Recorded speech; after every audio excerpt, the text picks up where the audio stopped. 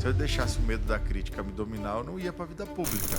Então esses medos são muito doloridos. Isso faz com que você não viva seu propósito, que você não seja uma pessoa mais robusta, que você não consiga atingir seus objetivos, porque esse medo te afunila. Tô aqui com meu amigo, diretor da Fundação Napoleão Hill, no estado do Paraná, advogado, empresário, pai do Lorenzo, do Eduardo, casado com a Super Tati, candidato a vice-prefeito da Prefeitura de Curitiba. Se tiver na merda, se prepare que você vai fazer um baita de um adubo aí pra tua vida. Qual o livro que mais mudou tua vida? Tem muitos, né? Muitos livros, assim mesmo, que são muito bons. Se for o livro que na hora que você falou, foi o primeiro que veio na minha mente, então eu acho que eu tenho que falar deles. Você acha que eu escutei quantos impossíveis? Ele nunca conheceu derrotados, só desistentes. Só pessoas que pararam. Um dos segredos da vida é não parar. Jário Ferreira Filho, meu irmão, meu amigo. Show. E aí, meu irmão? Tá aí, ó. Que legal, que Seja legal. bem-vindo. Uma grande honra, Marco, tá aqui inaugurando esse seu novo projeto, que eu tenho certeza que vai ser um grande sucesso, porque tudo que você coloca a mão, você faz com maestria, né? E com uma grande capacidade de execução que você tem. E eu fico muito feliz por isso, porque você é um cara de luz e um cara que vai dar espaço para muita gente, que tem coisas muito boas para falar. E eu creio que quando a gente tem a oportunidade aí de divulgar aquilo que a gente acredita, que a gente pensa, a gente só ganha com isso. E quando a gente faz isso, e dando luz e dando espaço para outras pessoas, a gente dobra, a gente amplifica essa possibilidade. Então, quero te parabenizar e te agradecer Obrigado, pela alegria, né, e pela honra de ser o estreante aqui. Se não fosse com um amigo, eu acho que eu não estaria tão tranquilo, né? Eu acho que eu estaria bem nervoso. Mas legal. agora estamos aí tranquilo, estamos com um amigo de casa. É isso né? aí. Um detalhe, esse projeto, eu contei, né, mandei no grupo lá de MBA da Fundação Napoleão Hill, ele surgiu na primeira aula, a ideia, assim, que liderança do professor Bittencourt, não sei se você lembra. Sim, lembro. Foi uma das primeiras aulas que a gente fez. Eu Sentei, inclusive, nesse dia aula. Na tua mesa. Foi praticamente, literalmente, o dia que nós nos conhecemos aí. E aí ele falou sobre a percepção do significado de tempo kairos. É, isso aí. E aí, até então, eu nem sabia, não tinha nem noção do que seria isso. É isso aí. E aí fui misturando, embaralhando algumas ideias e para chegar num projeto como esse aqui. Sim, que legal. Cara, que legal. Sabe que eu lembro que naquele grupo tava você, eu, a Thalita e, se eu não me engano, tava o outro Marcos, né? Que é lá de Pato Branco, né? Na turma de MBA. Foi bacana. Foi bacana. Boa aula. Boa jornada. Grandes jornada amigos. Boa. Me deu um gás, né? Eu até ontem, né, fiz uma live e eu estava lembrando do tamanho da minha ignorância antes daquela MBA, né? Aquela MBA foi muito importante para mim, porque... Para mim foi... porque foi... Realmente, foi uma mini faculdade de administração, né? Eu, como advogado, sou muito bom em direito, né? Em advogar, enfim. E aí faltava ser versado na administração, me fez muita falta em muitas das decisões que eu tomei. Se eu tivesse tido aquele conhecimento, eu não teria tomado muitas das decisões que eu tomei antes, né, da MBA. Então, foi muito importante para mim mesmo. E é o que a gente quer hoje, né? Poder replicar isso para as pessoas. Exatamente. Cara, para mim foi muito valioso também, principalmente pelas amizades que nós levamos, né? A gente foi uma turma muito unida. Foi bem, bem legal. E bacana. Tivemos E vale dizer aqui, né? Acho que vale o registro que a nossa turma, ela tem o nome, né? Do Bruno Borer. Bruno Borer, né? Quando que aconteceu. É uma homenagem. Foi uma das primeiras pessoas a perder a vida por ocasião da pandemia do Covid, né? Foi. A Então, primeira de Curitiba. De Curitiba, da região, né? Na verdade, ele era de Campo Largo. Primeiros dias ali, realmente foi um grande choque para nós todos. Foi. E a gente depois nominamos a turma com o nome dele, né, em homenagem. Foi eu que mudei o grupo até. Vale o registro. Vale o registro. Mas vamos lá, um abraço pro Brunão, que está com a gente hoje, com certeza. Cara, quem pensa enriquece. Eu já ouvi várias vezes você falar que esse livro mudou sua vida. Então... Mas eu preciso também ser justo, assim, porque o Quem Pensa Enriquece, ele é um livro... antes de falar da obra, eu acho que vale a pena contar a história desse cara, né? Napoleão Hill, assim. Isso, perfeito. E vale muito a pena. Esse livro ele é muito especial, porque ele é resultado de um grande fracasso. De um grande fracasso que Napoleão Hill teve. Antes de mais nada, né? Para quem não conhece Napoleão Hill, você precisa começar a ler tudo desse cara. Ele é um dos eternos né, da humanidade, um homem que nunca vai morrer. Afinal de contas, na minha concepção, a gente só morre quando param de falar o nosso nome, né? E ele nunca vai morrer. Um dos caras mais lidos Do do mundo, né? mundo, Então, né? esse cara tá vivo mais do que nunca. Exatamente. E Napoleão Hill, ele nasce numa cidadela no interior dos Estados Unidos, no estado da Virgínia, cidade de Wise, uma condição bastante difícil, bem inóspita e tudo mais, e perde a sua mãe aos 7 anos de idade. E o pai dele casa novamente, né, depois de alguns anos, e ele muito levado, travesso, um menino daqueles que ninguém dava conta, mas essa madrasta foi uma grande bênção na vida dele, e essa madrasta, né, segundo narra os historiadores, o convenceu a trocar o seu revólver por uma máquina de escrever. E ele então começa a desenvolver a habilidade de escrita, muito inteligente, fora da curva. Vira jornalista, né? Vira jornalista, né? Aos 15 anos ali, começa já a escrever matérias para os jornais da região. E ele, em 1908, com 25 anos de idade, ele foi destacado para ser o repórter o jornalista que ia fazer uma série de entrevistas com os homens mais ricos, famosos, assim, né? Maior... E na primeira e segunda entrevista, ele teve a oportunidade de estar frente a frente com o Sr. Andrew Carnegie. O Sr. Andrew, um milionário do aço americano, um dos homens mais ricos, né, de todos os tempos. Na história do capitalismo, né, segundo avaliações, ele é tido como o segundo homem mais rico na história do capitalismo, chegando a uma fortuna de 480 bilhões de dólares, né, em dinheiros atuais. Em dinheiros atuais. Então, é uma grande fortuna, né, que ele acaba tendo. E aí, Napoleão Hill pergunta para ele: e aí, Sr. Andrew, qual que é o segredo? Como é que faz, né, para chegar onde o senhor chegou?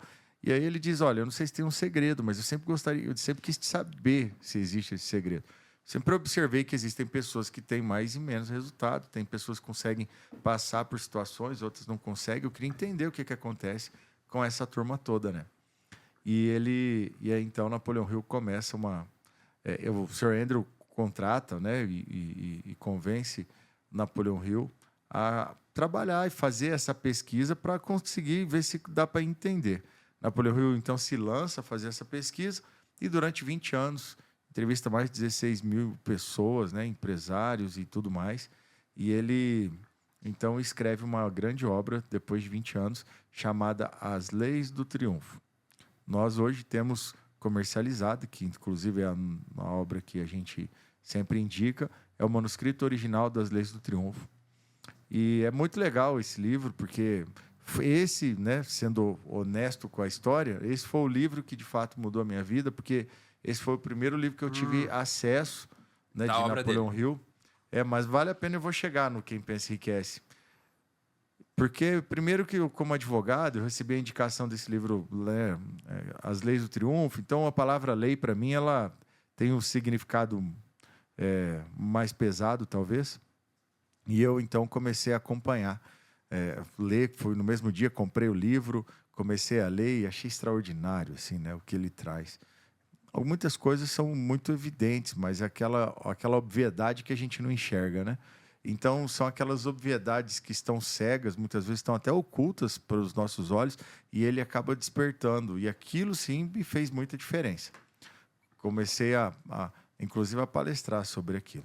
Mas, falando dessa obra, e quando a gente vai, né, no prefácio, nas indicações dessa obra... Então, assim, na cronologia do Napoleão Hill... A primeira obra... Leis do Triunfo veio como primeira. Hoje, 48 leis, se eu não me engano, são... Não, 48 Leis do Poder é outro livro. É outro livro. 17 Leis do Triunfo. Perfeito. Esse aqui foi o primeiro que eu li. Ele vem na sequência? Não, mais ou menos. O que aconteceu com Napoleão Hill? Ele publica... Olha, veja só que interessante. Muito interessante essa história. Ele publica esse livro. A primeira versão ali em 1925... Aí vai para uma revisão, né? Naquele tempo não era igual agora, você manda um e-mail, né? E a pessoa responde, você vai mandar por correio, que demora dias e mais dias para chegar, a pessoa vai ler, daí vai responder, daí mais dias e dias. Vai uma carta. Vai anos, assim, né? Uhum. E aí, então, em 1925, ele publica a primeira versão, manda para uma série de professores para validação, e aí começa a receber os feedbacks. E aí são muitos feedbacks muito positivos, né? Das maiores lideranças dos Estados Unidos, né?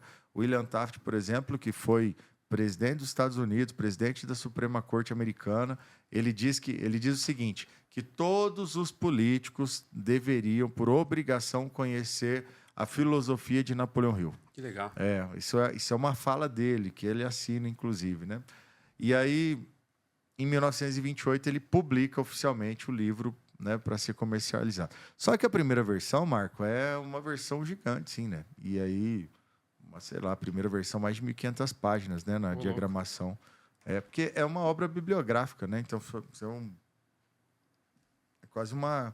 E como jornalista, imagino que tenha sido escrito referenciando muita coisa, trazendo referências bibliográficas e tal. Então, isso foi tornando uma Bíblia. E ele tem uma narração descritiva, bem nessa cara de jornalista mesmo, né? Não é uma linguagem culta, e isso foi uma coisa que foi legal, porque ele tem uma linguagem fácil, né? Muito fácil. De fácil acesso muito e tudo fácil mais. Quem não gosta de ler esse livro aqui, ó, pode começar aqui. Ler facilmente. Nossa, e ele tem muita... Bom, nós vamos falar um pouco mais dele na sequência, mas ele tem muita aplicação prática, assim, né? Exercícios práticos. Volta lá. E daí, em 1928, se liga o que aconteceu. Em 1928, publica. E aí, em 1929, o que a gente tem? O craque da Bolsa Americana, os Estados Unidos entrando em recessão, o mundo inteiro, né, em colapso econômico, aquela coisa toda, um grande desafio. E Napoleão Hill, ele quebra. Literalmente, ele quebra. Ele perde tudo que ele tinha. Em 1929, 30, 31, né? Ele vai se afundando realmente, assim. E uma das coisas que vão embora nesse período é o casamento dele. Né? Ô, louco. Ele perde, né? O casamento dele acaba, né? Nesse período. E aí ele estava já com 40 e poucos anos, né? Nesse período. E aí ele se perde, enfim, é um grande desafio. E aí você perguntou se esse foi o primeiro, né? Se esse livro já veio na sequência. Uma das curiosidades, né, desse passado dele é que no processo de divórcio ele perde os direitos autorais do livro As Leis do Triunfo. Então o cara vai pra merda mesmo. A maior obra dele já não tem mais valor para ele diretamente. Ele, não gera um ativo, né, para ele. Depois ele recupera, né? Mas ali ele perdeu e aí perdeu os direitos, enfim, né? Ele ficou literalmente na merda. Tenta se reerguer, começa a trabalhar novamente em jornais, né? Só que é aquilo, né? Uma das coisas que a gente precisa entender na vida. Nós não somos o que a gente tem no bolso no momento, nós somos o caminho para onde a gente está indo. É isso que a gente tem que ter clareza ao observar as pessoas, né? Outro dia eu vi até uma fala do Pablo Marçal falando sobre isso, né? Eu não sou os milhões que eu tenho, né? Não sou os bilhões que eu tenho. O eu sou é para onde eu estou indo. E isso é que determina quem eu sou, né? E é interessante essa reflexão, porque por vezes porque ganhar dinheiro é uma questão conjuntural, né? Às vezes você chuta uma pedra, faz um negócio e dá certo. Outras vezes você vai pegar pessoas aí que são geniais e vão tentando, uma hora dá certo, né? Então o negócio tem muito disso, né? Tem muito de time também. E ele acabou se perdendo, enfim, ficou quebrado. E aí volta a trabalhar no jornalismo. Só que ele era muito bocudo, começa a escrever e começa, inclusive, bater de frente com a máfia de Chicago, né? E aí ele é perseguido, né, pela máfia de Chicago, quase morre, os caras quase matam ele. Ele consegue fugir antes dos caras executarem ele. E ele foge, fica escondido, né, numa fazenda. E aí ele escreve, nesse período, O Mais Esperto que o Diabo.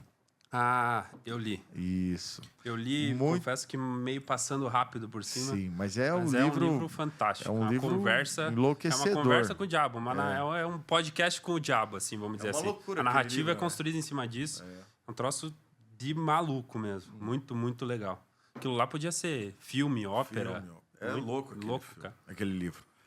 Então, e ele escreve, só que não publica, né? Porque o que tem naquele livro era impublicável naquela época.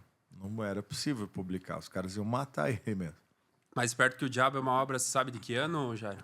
Então, ela é dali de 32, 33. Um pouquinho antes que essa, então. Só que não é publicada, fica armazenada. Daqui a pouco conta a história do Mais Esperto que o Diabo, que é muito interessante também. Porque nós fomos descobrir, nós, enquanto fundação, a gente foi descobrir quando a fundação foi mudar de endereço agora, que foi feito o inventário, né, da fundação, e aí ela mudou de endereço. E aí, nesse negócio de mudança, em 2008, 2009, os sobrinhos netos de Napoleão Hill descobriu aqueles escritos, né, que estava numa caixa fechada. Manuscrito mesmo ali, tava... originais. E aí começam a ler e ficam enlouquecidos com aquilo. E aí eles publicam em 2012, 13. Então foi post-mortem, né? Quase. Caramba, não sabia. É uma loucura. Essa é uma loucura mesmo. Foi uma doideira aí, sim. E aí aqui diz, né? Eu até achei aqui, ó, marcado aqui, ó. 1908, durante o período particularmente difícil da economia, né, dos Estados Unidos, foi quando Andrew Carnegie chama Napoleon Hill para escrever na revista Bob Taylor Magazine para escrever as maiores histórias de sucesso dos homens mais famosos dos Estados Unidos daquela época. E ele começa a catalogar esses comportamentos. Inclusive, aqui ele diz que ganhava muito mal, né? Para fazer essa atividade, então estava quebrado e ganhava mal, né? Você pensa que o gênio, ele nasce mesmo nessas horas mais difíceis. Isso. Aí, né? E aí, bicho, aconteceu um negócio muito interessante. Estou falando tudo isso para falar sobre o Quem Pensa Enriquece e a história, né, do surgimento desse livro. E então, aí depois disso tudo, que ele estava quebrado e tudo mais, ele começou a pensar, falou assim, não, mas eu sei as coisas. Eu estudei, então isso está tudo internalizado. Então eu vou escrever uma obra, não na mesma versão e não com a mesma profundidade da Lei do Triunfo. E ele começa, então, a escrever esse livro e em 1936, 37 fica pronto essa obra-prima, literalmente. E que é interessante que, como ela é menor, bem menor do que o primeiro, ela cai muito no gosto do povo. E essa obra, por décadas, se torna, então, o livro mais vendido do mundo. E aí tem uma frase que eu gosto muito de trabalhar ela. Em cada adversidade existe a semente de um benefício equivalente ou maior. Vem daqui, né? Então, se ele não tivesse se ferrado, se ele não tivesse perdido os direitos sobre o livro A Lei do Triunfo, ele jamais teria escrito essa obra. Porque ele não teria necessidade de escrever, entendeu? Então, você já vem uma lição aí de vida, né? Eu penso que lição, né? Cara, quando você estiver na merda, se prepare que você vai fazer um baita de um adobo aí pra tua vida, né? Pega naquela parte do livro que ele fala, persista. Até anotei aqui, ó. Fracasso é o hábito de desistir para uma derrota temporária. É isso aí. Então, vem muito nessa pegada. Exatamente. Né? Ele diz que... Ele fala que em todas as pesquisas dele, ele conheceu... ele nunca conheceu derrotados, só desistentes. Né? Só pessoas que pararam. Então você não pode parar. Um dos segredos da vida é não parar, cara. Não parar. E não na maior parar. dificuldade, né? Na maior diversidade da vida, persista, tenha o objetivo claro, o propósito cara, na assim, mente. Ó, a adversidade é adubo. Se você tiver uma mentalidade voltada para isso. Se não, é merda mesmo. Né? Mas se não, é adubo. É adubo que vai nutrir essa planta que vai crescer como você não é incapaz de imaginar. Para mim, totalmente. Incapaz de imaginar. Na pandemia aí que, por exemplo, o mundo inteiro parado, tudo que eu tinha planejado, né? No momento que eu mais estava me planejando, a gente estava fazendo MBA, quase no final já nessa época, e tivemos a maior diversidade global que nós tivemos, né? Nossa geração teve, com certeza. E, cara, foi quando tudo mudou, assim, para mim. Tudo mudou. Aprendi muito. Eu digo que, assim, eu passo uma dificuldade, né? E administro um desafio de 2019, final de 2019 para cá. Mas é impressionante que... E eu tenho muita clareza disso. Que eu jamais estaria com o conhecimento, com a estrutura emocional e com o nível de conhecimento que eu estou hoje, se eu não tivesse passado por isso. Porque o que eu estudei, né, nesses últimos anos, assim, é um absurdo. E eu sei que é uma base, assim, ó, né, eu estou com 40 anos, então os próximos 10 anos da minha vida vão ser exponenciais. E o que é legal é que quando a gente tem essa concepção, essa coerência, a gente sabe que é assim que funciona, né? Você sabe que é isso, porque é uma regra da vida, é uma lógica. E como eu não vou parar, esse que é o legal, né? Como eu não vou desistir, como a gente vai seguir caminhando, cara, a exponencialidade é uma consequência, né? Essa obra fala muito sobre isso, né? Você definir... Eu até reescrevi algumas atividades que eu perdi, umas outras que eu tinha feito quando eu li esse livro. Ele traz algumas partes bem práticas, assim, depois eu acho que a gente pode chegar nelas. Mas o falar de não parar, não desistir, persistir, é muito importante você definir o propósito, o objetivo, o caminho, né? Esse livro, ele te direciona a qualquer pessoa, da mais perdida, a que não encontrou um propósito, um objetivo. Ele literalmente ajuda a construir, a escrever, a pôr no papel, a trilhar e a favorecer esse direcionamento todo para o enriquecimento, sem balela, sem medo de falar. Eu acho que a prosperidade é uma forma de a gente ser mais realizado, né? Profissionalmente. Não é necessário dinheiro para isso, não é necessário dinheiro para chegar em muitos lugares que você quer chegar, que todo mundo quer chegar, mas ele torna as coisas mais fáceis de acontecer. E aqui ele fala sem balela, assim, ó, foco dos objetivos, diretrizes, crescimento pro enriquecimento. É isso aí. E ele é que assim, só que a gente tem que tomar cuidado também com umas coisas, né? Porque o dinheiro ele é um combustível para a vida, mas a gente tem que cuidar do motor, a gente tem que cuidar do estofado, a gente tem que cuidar, né, da carroceria, né? Então, muitas vezes eu conheço muita gente que é muito bem financeiramente, mas muito capenga em áreas muito relevantes da vida. E é quando você vê o cara indo para droga, é quando você vê a pessoa, né, indo por uma depressão, enfim. A gente vê a pessoa se perdendo, né, nesse jogo da vida. Então, e às vezes semana passada eu estava conversando com um amigo, né, e aí ele estava me perguntando sobre a percepção que eu tinha dele. Eu falei, cara, eu gostei muito, né, do último evento que eu me encontrei com você, que eu vi você honrando sua família e tudo mais, porque isso melhorou muito a minha percepção. Eu tinha uma preocupação com você, porque a minha percepção para você é que você era relativamente muito materialista, né? E isso é um grande perigo quando você é materialista demais, porque é lógico que você vai ganhar dinheiro. Cara, porque é uma energia, tudo uma questão de energia. Você pega a energia da sua vida, concentra numa coisa, só vai dar certo. Então, se você pegar aí a energia da sua vida e concentrar em ganhar dinheiro, você vai ganhar dinheiro. Coloca ali, conhecimento especializado, cria uma associação de pessoas adequadas. Não tem segredo, entende? Você consegue construir isso aí, né? No médio, longo prazo, você consegue construir isso aí com certeza. Mas o problema é que a nossa vida ela precisa ser equilibrada. A Organização Mundial da Saúde, ela estabelece que, ela diz, né, segundo uma categorização que se faz, que nós temos 12 áreas da vida que nós precisamos trabalhar, que a gente precisa construir, que a gente precisa se dedicar. E quando você está perdido em uma dessas áreas, você vai ter uma dificuldade na vida, né? Você vai ter um grande desafio. E esse livro, eu acho que a gente precisa olhar para isso, assim, sabe? Precisa se atentar. Porque senão, pega aí o Quem Pensa Enriquece, né? Esse é um livro também que eu levo para... Cara, esse título é muito bom, né? É doido, né? Vale a pena quem nunca... Ou quem já viu e agora está passando a entender um pouco mais, está nos vendo aqui. Esse nome é muito bom. Como assim? Se eu não tô rico, eu não penso, então? Então, como é que é isso, né? É muito bom. Esse nome é forte, cara. Porque assim, ó, fora por uma questão de patologia, a gente não conhece ninguém que não pensa, né? Exatamente. Só se a pessoa tiver algum problema patológico, né? Mas fora isso, todo mundo pensa, né? Tiver uma doença e tal. Mas fora isso, todo mundo pensa. Poxa, se todo mundo pensa, quem pensa enriquece, vai ter alguma coisa errada aí, né? Tá faltando alguma coisa. E, de fato, é o modo, né? É o que você alimenta seus pensamentos, é do que você se alimenta para, então, você percorrer aí a sua jornada existencial. Mas é legal. Você falou da Organização Mundial da Saúde, trouxe 12 princípios fundamentais que todo mundo tem que olhar, todo mundo, de certa forma, tem que cuidar. O dinheiro, com certeza, não está nela. Não está, a área financeira é relevante.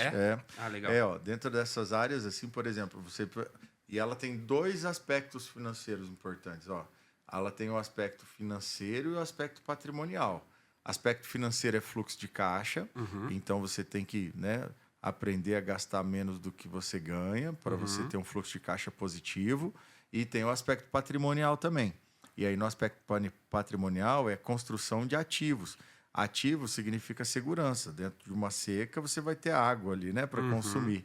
Então, você conseguir estabelecer essa construção de ativos, ela é bem relevante. Então, isso é uma coisa importante, porque quando eu falo para você, você não pode dedicar toda a sua vida, porque senão você fica escravo do dinheiro. Compreende isso? Né? Não, na verdade, ele é um instrumento, ele é uma ferramenta, e a gente precisa entender o dinheiro como um potencializador, mas não como o fim último da sua existência, da sua jornada. É isso que tem que ficar claro.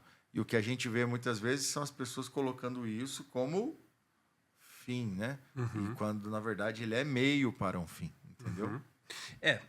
Eu tô falando isso porque, de certa forma, esse livro direciona praticamente a obra inteira para geração de prosperidade, criação de prosperidade, se assim posso dizer, né? E legal saber que a Organização Mundial da Saúde traz, e agora faz todo sentido, óbvio, né? Ninguém vai ser saudável mentalmente quebrado, né? Financeiramente. É um grande desafio. E aqui ele traz 13, né? Se eu não me engano, são 13, é isso? Isso. Princípios, São 13 princípios aí que torna... Na verdade, não são princípios, são os passos, né? Que ele, 13 passos. Basicamente, se você avaliar o que ele traz aí, ele vai te dando uma escada. Então, você tem que ter um objetivo principal bem definido, daí você tem que ter um desejo ardente para atingir Vamos falar de cada um na sequência. Né? E aí você vai seguindo essa trilha, né? Então, é uma trilha... É uma trilha. São 13 passos dentro dessa trilha do enriquecimento. Para que você possa... Assim, então. Para que você possa fazer a coisa acontecer, de fato, né? Pô, legal. Legal demais. Cara, bom, né? Tá com um especialista aí. Quem que não vai crescer hoje olhando com esse podcast? Eu acho que a ideia é essa, né? Trazer aqui pessoas, a gente, né, lê, vocês aí em casa vão ler, vão ter suas percepções, mas a percepção do Jairo aí, especialista, diretor, né? O cara representante aí da Fundação Napoleão Hill, então, estudioso da área, né? Então, acho que hoje vamos contextualizar bem essa obra a fundo. A ideia é fazer vocês, quem está acompanhando e que não leu, ler. Quem já leu, revisitar a leitura, buscar, fazer, rever aqui, marcar os principais pontos. E vamos começar. No primeiro capítulo... E também me seguir lá nas redes sociais. É verdade, também, né? Poxa, eu não sou ainda, eu sou novo nesse negócio aqui. Mas segue lá, qual que é as suas redes sociais? Pode ir no Instagram, que daí do Instagram você vai para as demais, né? Para ficar fácil. Vai lá no Jairo Filho BR, de Brasil. Segue o Jairão lá. Ele tá hoje, agora em setembro, aqui, outubro, dia 6 de outubro, meu aniversário. Sério? Vamos comemorar, então. Vamos comemorar junto, com certeza. Vida. Vamos fazer junto já, essa comemoração. Vai ser o prefeito de Curitiba, vice-prefeito de Curitiba. Vice-prefeito de Curitiba. Junto com a Cristina Grêmio, que é jornalista, incrível. E meu aniversário nesse dia, então vai ser uma comemoração. Vamos encher a cara, imensa. Não? Porra, tá maluco. Então, não dá pra falar essas coisas aqui, não dá pra falar? Palavrões e tal. Legal, cara. Legal demais. E então, sigam lá o Jairo. Acompanhem lá. Porque o Jairo tem muita coisa, né, cara? Acho que vale a pena falar um pouco a Mastermind hoje, em que momento que ela tá, quando ela entrou na tua vida, antes da gente entrar na obra. Legal. Né, um apoiador aqui do projeto. Acho que vale a pena colocar aqui na tela para vocês acompanharem isso aí. Show de bola. Mastermind, treinamentos de alta performance. O que vocês trabalham lá? Eu já fiz lá o Lince, comecei, não terminei. Esse aí... Cara, eu vou te dizer assim, ó. Só para vocês entenderem, né? A Mastermind, ela surge de uma associação, começa lá nos Estados Unidos, de uma associação entre Napoleão Hill, Clement Stone, eles se juntam, pegam um monte de professores, porque Napoleão Hill ele acaba tendo a percepção de que as pessoas lendo, né, o conteúdo, claro que já muda muito a vida, né? Os livros mudam vidas, é assim. Mas existe maneira para você desenvolver aquilo que ele entendeu que seria necessário para que as pessoas, os comportamentos necessários para que as pessoas adotassem na vida para ir melhorando seus resultados, né, ao longo da sua jornada existencial. E aí, então, ele se junta junto com um monte de professor e tudo mais e constrói uma metodologia para ser desenvolvida, aplicada e replicada. E lá ele chamou lá de Napoleão Hill Academy, né? Num primeiro momento, e depois ela vai mudando o nome, cria-se a Fundação Napoleão Hill, e a Fundação Napoleão Hill hoje é a tutora de todos esses marca direitos. Mastermind, ela nasce já nas Leis do Triunfo. Isso, é bom você falar disso, porque assim, Mastermind, na verdade, ela vai ter três porque significados. Esse conceito, né, eu quis dizer, ela já é quem criou, quem trouxe como princípio, está aqui nessa obra, é de união de mentes, né? União de mentes, exatamente. São 3 significados. O primeiro significado para Mastermind, que se é tido, ela vem lá da origem dos Estados Unidos. Em 1776, 56 homens se reúnem representando as 13 colônias inglesas ali, né? Do leste do leste americano, né, do que hoje é o solo americano. E aí, então, eles se juntam para buscar a sua independência. Esses 56 homens, eles são denominados de os masterminds, os mentes de mestre, porque são pessoas que têm um comportamento acima da média. As pessoas não têm esse comportamento que eles tiveram, essa coragem que eles tiveram, né? Porque eram fazendeiros, né? Eram pessoas comuns que, de repente, têm a coragem de se lançar contra a coroa britânica. Então, veja só a coragem desses caras. A propósito, inclusive, todos foram perseguidos, mortos na sequência, né? Depois da Declaração de Independência. Mas estão aí na história, né, da humanidade, porque os Estados Unidos é o maior país democrata do mundo, né? Então, a gente precisa respeitar os Estados Unidos. E então, esses caras foram... Então, o Mastermind, num primeiro momento, ele é um adjetivo, tá? Então, as pessoas que têm um comportamento diferente, falam, você é Mastermind, entende? É assim que se tratou lá. Depois, no segundo momento, quando Napoleão Hill descobre que as pessoas mais bem-sucedidas, elas têm uma capacidade de fundir mentes com outras pessoas, né? E essa mente, daí é a física quântica. E essa mente fundida, cria-se uma terceira mente, que é maior do que a soma daquelas mentes. Então, você cria um poder magnético muito diferente, interessantíssimo. E aí, nesse poder magnético, na hora que essas mentes se fundem, cria-se essa terceira, e aí o universo começa a entregar. Então, essa mente mestra, que é o Mastermind, é uma força da natureza e que você consegue construir. Isso que é o mais legal. Você tem essa capacidade, esse poder de construir essa força da natureza, né? E o terceiro contexto é a nossa empresa, né? Mastermind Treinamentos de Alta Performance, que legal. É o que dá o nome para a nossa empresa no Brasil. Então, aqui no Brasil, a gente usa esse nome para os treinamentos, para a empresa e para os treinamentos. Então, todos os treinamentos são Mastermind e tal, Mastermind e tal. Legal. Tá? E a Mastermind, aqui o que a gente tem? Então, a gente tem um treinamento, a gente busca, né? A semana passada, eu participei de um debate político, né? E todo mundo, né, basicamente falou que eu fui, né, disparado o melhor no debate e tudo mais. Por que acontece isso? Porque a gente trabalha com o desenvolvimento desses comportamentos, dos comportamentos que você vai ter em momentos de embate, momentos de desafio públicos e tudo mais. Então, você vai desenvolvendo e implementando comportamentos que vão te deixando como um mastermind, né? Com um comportamento diferente da maioria das pessoas, com menos emocionalidades, né? Com maior controle emocional, com maior intencionalidade nas suas ações e tudo mais. Então, a gente tem uma cadeia de treinamentos que faz você fazer isso.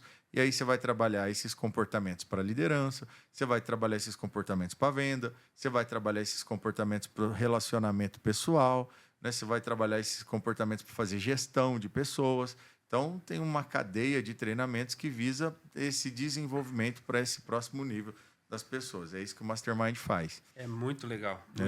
Muito legal bacana, mesmo. Bacana, treinamento. Desde 2019 que você está... Desde 2019. E aí, o que acontece? Depois, aí, em 2020, veio a pandemia, a gente ficou impedido, né, basicamente, de trabalhar. Então, só para entender, em 2019, fizemos lá 25 turmas, basicamente. Em 2020, duas. Né? É muita diferença. 2021, mesma coisa.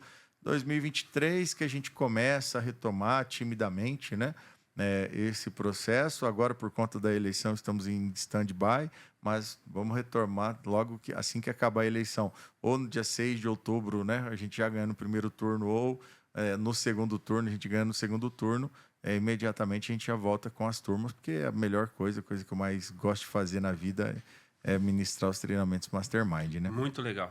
A gente está fazendo agora, eu acho que dá para colocar na tela aqui também, um apoio aí, a Mastermind Millions, né? É um treinamento, o Jairo, quando me falou do projeto, a gente estava lá tomando um cafezinho e me deu a honra de certa forma, contribuir antes Sem dúvida. De juntar a primeira turma.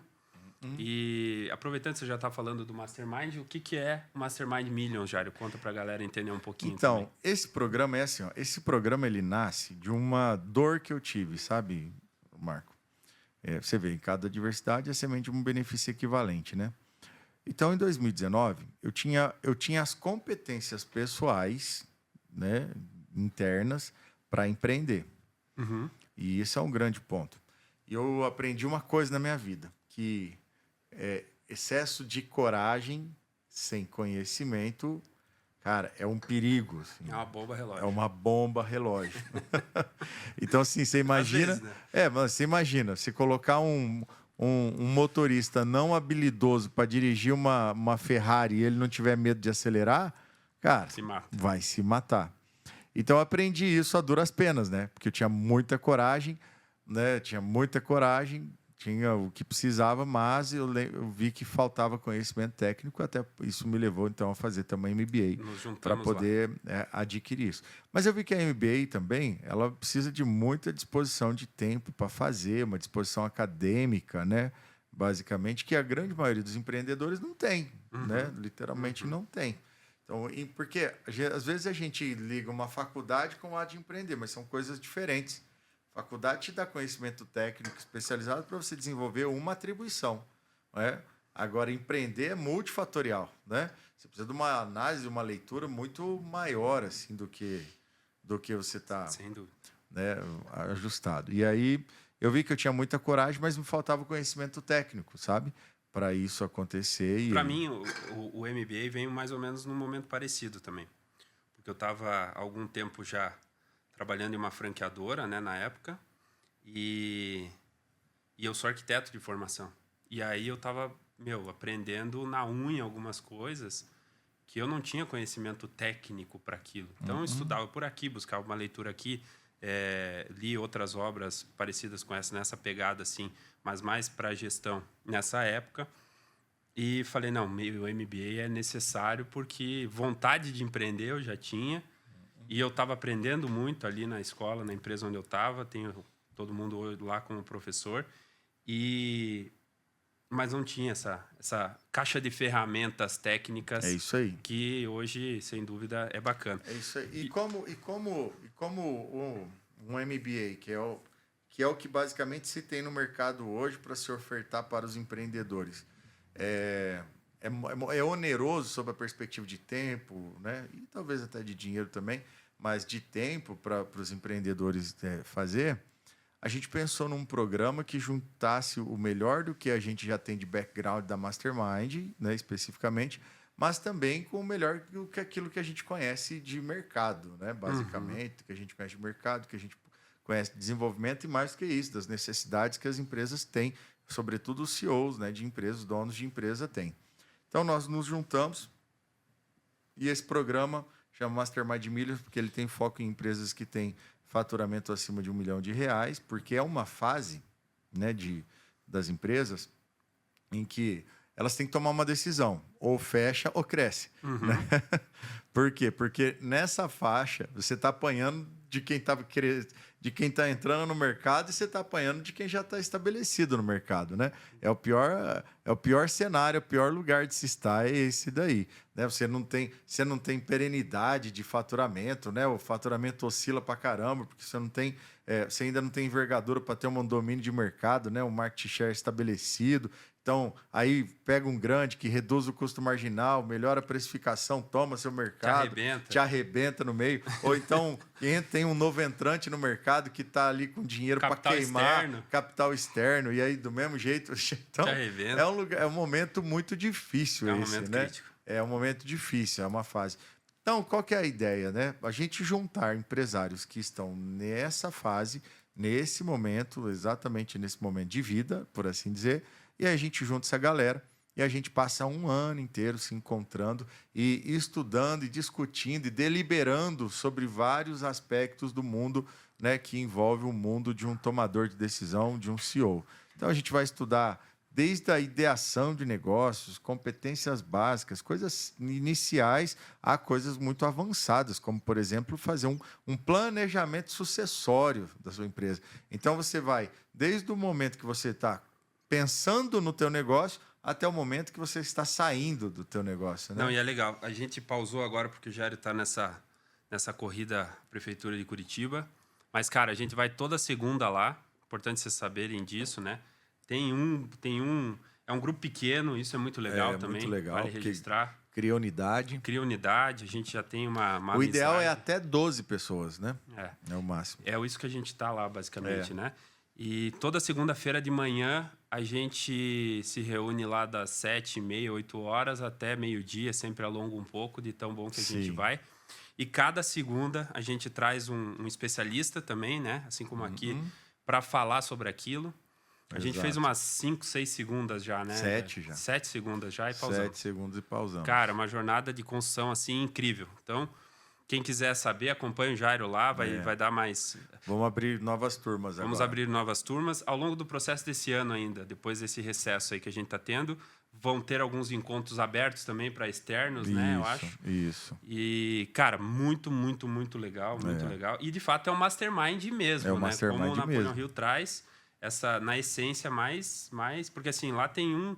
Né? Eu trabalho com franquias, o outro é dentista, o outro tem uma grande construtora, o outro trabalha com marketing. O outro trabalha com comercialização de equipamentos de corte para madeira. Específico pra caramba. O outro constrói área máquinas, industrial de metal. E aí é uma somatória, porque aí de repente um negócio que você está aqui sofrendo, né? No caso do Marco aqui, que tem, né, a rede de cafés também, né? Entre outras coisas. Entre outras coisas, né? Aí você pega, de repente, uma ideia que o cara teve lá atendendo um fazendeiro no Mato Grosso, ele aplica na cafeteria dele, muda o jogo e diferencia dos concorrentes. Então, não, é incrível. Essa é a incrível, ideia. Incrível. Muito legal esse programa também. Esse programa é muito bom mesmo, muito bom. Muito bacana. E aí, então, basicamente é isso que a gente faz. Nossa meta, assim, nós temos um princípio enquanto empresa, né? Que a nossa ideia é construir empreendedores socialmente responsáveis, né? Líderes empreendedores socialmente responsáveis. E é uma missão bastante filosófica também, porque você imagina, o que é liderança? Liderança é você construir pessoas com a capacidade de indicar melhores caminhos para outras pessoas.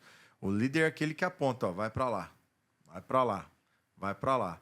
E esse ir para lá tem que ser melhor do que onde ele está. Sim. Senão não faz sentido eu ir para lá, né?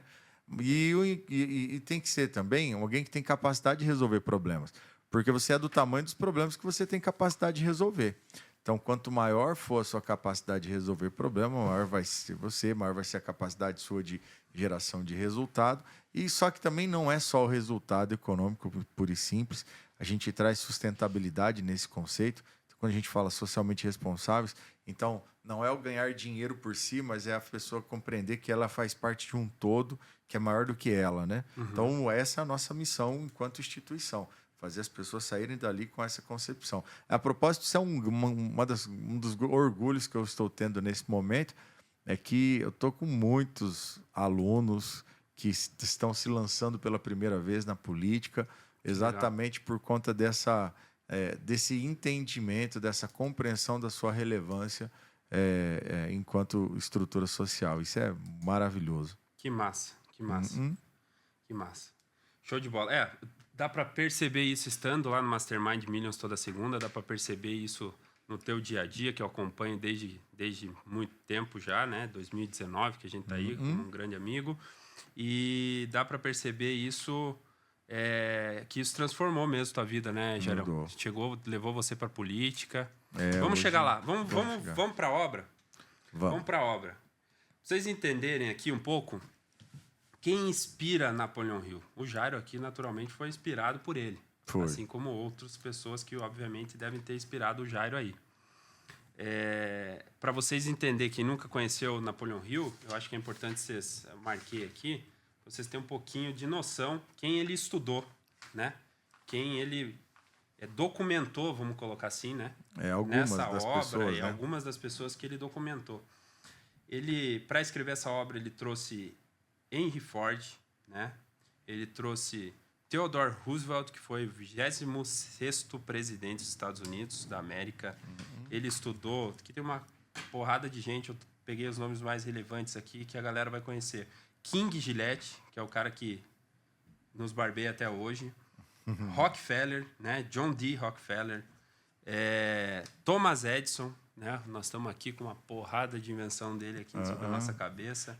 Graham Bell, Firestone. Cara, incrível. Então... são os caras que revolucionaram a civilização. Graças a esses caras, né, nós temos uma vida mais fácil. Hoje em dia, quem está aí na classe E, classe D, basicamente, tem tem uma vida mais confortável hoje do que os reis da Idade Média, por exemplo. Para a gente entender... para a gente entender o quanto que a nossa vida está mais fácil hoje. Sem dúvida. Né? A gente chegou num debate desses no Millions lá, né? E se a nossa vida estaria... Foi o Ciro que provocou esse debate, né? O que a gente acha? Se a nossa vida hoje é mais fácil ou a cada dia que passa ela se torna mais fácil ou mais difícil? São pessoas que têm mais conforto, até uma vida mais fácil de ser vivida do que, por exemplo, muitos reis da Idade Média. Então, veja só o nível de evolução que a gente teve. E isso acontece porque, assim, o que é empreender, Marco? Empreender é resolver problema. Isso é empreender. Todo cara que vai empreender, ele tem uma capacidade de resolver um problema. E é isso que a gente precisa, inclusive, fomentar no povo brasileiro. Aumentar a capacidade das pessoas de resolverem problemas para que a gente possa aprimorar o empreendedorismo nacional. Isso é evidente. Então, todas as soluções que a gente tem, ela visa deixar a nossa vida mais fácil. Um controle remoto, um touchscreen, né? Um óculos diferente, um microfone, as redes sociais. Tudo é para deixar a vida mais fácil, né? Só que aí tem um problema, né? Que aí esse nível de economia de energia, aí vai criando a geração Nutelinha aí que a gente tem, né? E aí a vida começa a ficar mais desafiante também. Tem até Geração que nasceu com o iPad na mão, né, cara? Como é que pode imaginar? E aí tem aquele ditado árabe, né? Que homens fortes fazem tempos fáceis. Tempos fáceis fazem homens fracos. Homens fracos fazem tempos difíceis. E tempos difíceis fazem homens fortes. E assim o mundo evolui dentro desses ciclos, né? Isso é fato. Exatamente. Isso é fato. Cara, legal. Então, simplesmente os caras da época do Napoleão Hill, não era assim, o presidente dos Estados Unidos, era uma porrada de cara. Os caras que deixaram a vida mais fácil. Exatamente. Os caras criaram carro, os caras criaram energia elétrica, telefone, né? Em geral, os meios de comunicação, as linhas férreas, né? O processo industrial. Então, é muita gente que mudou o mundo, né? Essa galera mudou o mundo. Hoje a gente vai falar aí de Elon Musk, a gente vai falar do Steve Jobs, né? Que trouxe aí Mark Zuckerberg. Mark Zuckerberg, esses caras assim. Mark Zuckerberg foi as redes sociais, assim, né? Mas, assim, se a gente falar de ferramenta, de aparelho, né? Celular. O Steve Jobs, o que o celular trouxe, né? Sony, Ericsson, esses caras todos, eles impactaram a sociedade porque eles criaram ferramentas que deixam a vida mais fácil. Essa daí é essa galera daquele período histórico, né? Exatamente. É o Elon Musk. São os Elon Musk daquela época, de 1937, quando foi escrito esse livro. É isso aí. Capítulo 2, né? No primeiro capítulo, então, ele contextualiza isso. No capítulo 2 é um capítulo chamado Pensamentos são Coisas. O Homem que Pensou Sua Sociedade, com Thomas Edison. E aí ele traz o Edwin Barnes, que foi um cara que até marquei aqui, né? Sim. A percepção do Thomas Edison quando viu ele, já na segunda página do capítulo, falou, cara, ele estava ali na minha frente, parecendo um vagabundo comum, mas tinha alguma coisa na expressão do seu rosto que transmitia a ideia de que estava determinado a conseguir o que tinha ido buscar. É isso aí. E, cara, eu vi diversas vezes em podcast, em livro e tal, pessoas que o brilho no olho fizeram com que ele que foi a faísca inicial da jornada de sucesso dele. Eu acho que isso conta muito. A galera hoje está sempre se duvidando, se desacreditando. Então, eu anotei isso aqui como uma reflexão para vocês todos ter. Porque, cara, o brilho no olho conta muito. Às vezes você não vai ser o cara que mais sabe aquilo, você não vai ser o cara que mais... trabalhando há mais tempo naquilo. Você não é ainda um especialista, mas a vontade, né, o desejo, que é o próximo capítulo também, constrói isso. Eu tiro como desse capítulo 2, isso aqui é um grande ensinamento, assim, né? E outra coisa que nesse capítulo fala aqui, Jairo, talvez você possa até discorrer um pouco mais sobre isso, que é a 1 metro do ouro. Isso virou... Quem não tenha visto aquele memezinho já do cara aqui abrindo o caminho. Sim. E aí ele desiste. Aquilo que nós estávamos falando antes. Eu acho que vem daqui aquele meu gancho. Né? Que uma das coisas mais comuns do fracasso é o hábito de desistir durante uma derrota temporária. Exatamente. E foi exatamente o que a gente trouxe ali um pouco antes. Exatamente. Isso aqui memetizou aí já a internet de tudo que é jeito e é realmente uma grande verdade. Né? O que a gente tem aí em relação ao Barnes, né, e esse começo do livro, ele acho que é um exemplo que ilustra bem, né? Porque é um garoto que praticamente não tinha muito que, né, quando você olha assim, não tinha muito o que entregar, não tinha muita diferença em relação às demais pessoas e tudo mais, mas esse cara tinha determinação. Esse cara tinha uma vontade difícil. E o jogo da vida não é do mais talentoso, mas é de quem quer mais. Uhum. Quem está com mais, né, sangue no olho, quem está com mais faca nos dentes, né, quem tá com mais coragem de fazer a coisa acontecer. Cara, é isso que vai mudar o jogo da vida, entende? E assim, ó, é aquele segredo. Pô. Você está apanhando, mas e aí? Você está apanhando, mas daí você está recuando ou você está avançando? Uhum. Quando você está apanhando, você está se escondendo, você está se expondo. É o jogo da vida. A vida é um grande jogo de resistência emocional, onde vai, sim, ter mais relevância. Eu nem falo de grana, tá? Uhum. Mas vai ter mais relevância o cara que aguentar mais. Que fica no ringue. Que aguentar mais, que fica no ringue. Perde, mas volta para outro ringue, nem que seja para perder novamente. Chega uma hora que os caras que estão batendo, falando, que é isso? Né? Tem um filme do Rock Balboa que é assim, né? Incrível. Que fala bem sobre Rock isso. 1 é incrível. O cara pega e fala assim, mas meu Deus, ele não é homem, né? E o cara, o que ia acontecer com ele? Apanhava e seguia, apanhava e seguia. A história do próprio protagonista, que é o Stallone, é uma história muito parecida com o Rock 1, né? E ele, o que ele tinha? Ele tinha um objetivo principal muito bem definido e ele decidiu pagar o preço para atingir aquele objetivo. É a sacada do jogo da vida. Então, você estabelece um objetivo e paga o preço para atingir esse objetivo.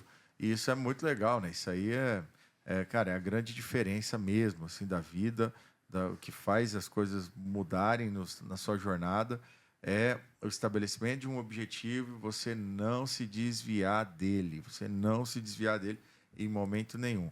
Tudo que você vai fazer na vida, se você tem um objetivo, ao tomar a decisão sobre o que vai fazer e o que não vai fazer, você vai ter que fazer a leitura. Está alinhado com o meu objetivo? Se não tiver, abandona. Se não tiver, sai, entendeu? Deixa para lá, não fica rolando tela. Vai como um louco para cima, entendeu? Perfeitamente isso. Aqui ele diz consciência do sucesso, isso é muito importante. Sim. Mesmo que a consciência da busca desse sucesso, né? Porque aqui o Barnes não estava com sucesso, né? Até uma parte aqui era o inventor, Thomas Edison, e o vagabundo, o nome dessa etapa do capítulo. Sim. Outra coisa que se destaca aqui, que foi bacana saber sobre por aqui, foi o impossível motor Ford V8, né? Na época, a Ford era basicamente quem existia, né, de carro, né? E eles tinham um sonho de construir um motor maior, com mais potência e tudo mais. E ele tinha uma galera de engenheiros. Eu vejo isso muito no Elon Musk, com a Starlink, com todas as invenções dele, porque todo mundo técnico ia contra ele, que naquela época era impossível fazer um motor V8 de bloco maciço como ele queria, com as tecnologias que tinha, né? Os caras falavam que era simplesmente impossível montar um bloco de motor com 8 cilindros em uma única peça. É isso aí. E o impossível, o cara persistiu, aconteceu, né? É porque impossível é uma opinião. Exatamente. E às vezes o técnico tira, né? Cara, quando foi para eu sair, né? Quando foi para eu aceitar esse negócio, esse desafio da Cris, para ser candidato a vice-prefeito e tudo mais, você acha que eu escutei quantos impossível? Pô. Escuto até agora que é impossível. Só que o que é mais legal é que assim, as pessoas falam impossível e eu olho para elas e falo assim, coitada dela. Eu, tipo, me abala zero, né, esse impossível. Porque essa é a opinião dela, com base nas limitações dela. A bagagem dela, o repertório político dela, que é zero. O repertório dela, entendeu? Então, impossível é uma questão de opinião. Cara, quantas vezes eu já não vi esse negócio acontecer e esse jogo mudar? Nesse caso específico, é muito interessante, né? Esse caso que ele traz do bloco né, do motor com o bloco, né, com 8 cilindros. É que assim, ó, você precisa resolver o problema. E você não tem alternativa se você não resolver. Porque na vida você tem 2 tipos de problemas. Tem os problemas que você tem que conviver e os problemas que você consegue resolver. Se tem problema que você consegue resolver, você tem que enfrentar ele, cara. Você tem que ir para cima dele e buscar solução. Se não consegue ir por aqui, vai por ali. Se não consegue ir por ali, vai por outro caminho, até que você chega na solução. Entende? Vai para um banheiro, vai tomar um uísque, vai fumar um charuto, vai fazer alguma coisa que, ao fazer isso, cara, vem a ideia. Porque se alguém pensou num problema, é porque existe uma solução pensada por aí. Você precisa fazer o download dessa solução. Aí, na hora que você faz o download, você resolve. É por isso que eu tenho muita certeza que a gente vai fazer uma administração muito disruptiva. Porque, cara, eu não consigo olhar para um problema e sem acreditar que esse problema tem solução. E quando a gente junta um monte de mentes para resolver esse problema, é inevitável, vai dar certo. E nesse caso aí, vamos falar um pouquinho mais da política no teu caso aí. Esse é um dos grandes... Eu imagino que talvez seja o que mais você escuta assim, cara, isso é muito difícil. Isso vai ser difícil, isso vai ser... aí as pesquisas que são pagas por fundo eleitoral aí, com viés de cada político que traz. Sim. E aí, beleza, aí vocês têm um partido que também teve seus problemas ali no início da candidatura.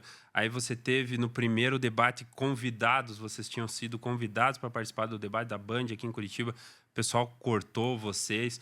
Todo dia vocês estão passando por um impossível, né? Eu acho assim, de certa forma. E, né, não tem dinheiro, fundo eleitoral. Então, assim, é acreditar e persistir, né, cara? Marco, eu vou te falar uma coisa, cara, que é o que nos move demais. Que fala muito sobre esse livro, né? O Quem Pensa Enriquece, eu acho que ele narra muito isso que a gente está vivenciando. Primeiro, nós temos um objetivo muito claro, muito estabelecido. Segundo ponto, nós estamos em mastermind. Então, nós que somos, né, liderança desse movimento aqui em Curitiba, nós estamos em muita sintonia. Segundo ponto, ninguém quer mais do que a gente. Ninguém. O nosso desejo é mais do que ardente, é incandescente. E o povo quer o que vocês querem? E o povo quer. Porque assim, hoje o que está acontecendo... Ninguém quer mais do que a gente. Ninguém quer mais do que a gente. E nós não temos a menor dúvida que a gente vai chegar lá. Mas a gente sabe que vai ser difícil, mas nós não temos a menor dúvida que a gente vai chegar lá. Cara, e isso transforma a realidade.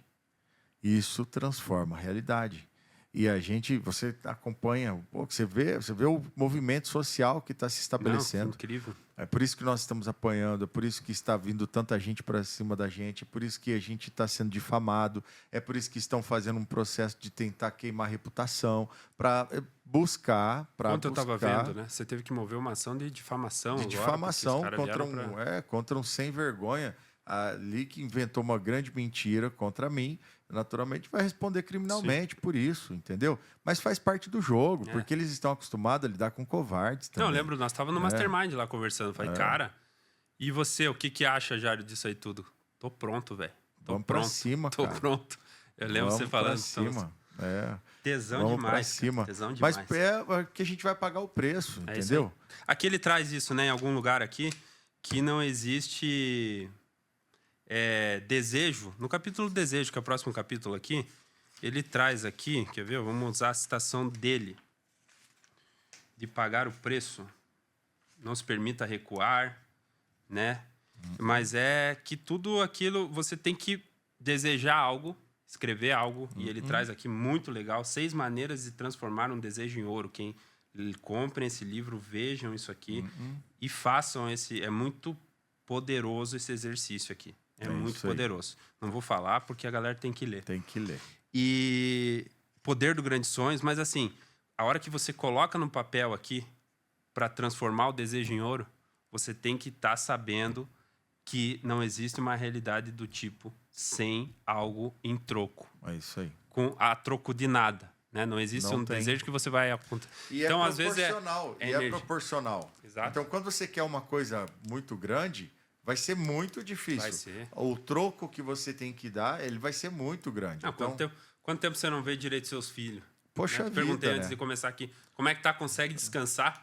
Não. É impossível, né? Impossível, né? A gente tava morando na praia, agora vai ter que voltar a morar em Curitiba. Não, é um grande desafio, cara. É um grande desafio mesmo. Então a gente paga um preço pesadíssimo para isso aqui, né? Para isso tudo acontecer. Por quê? Porque a vontade, o que a gente quer, compreende que o que a gente quer é muito grande.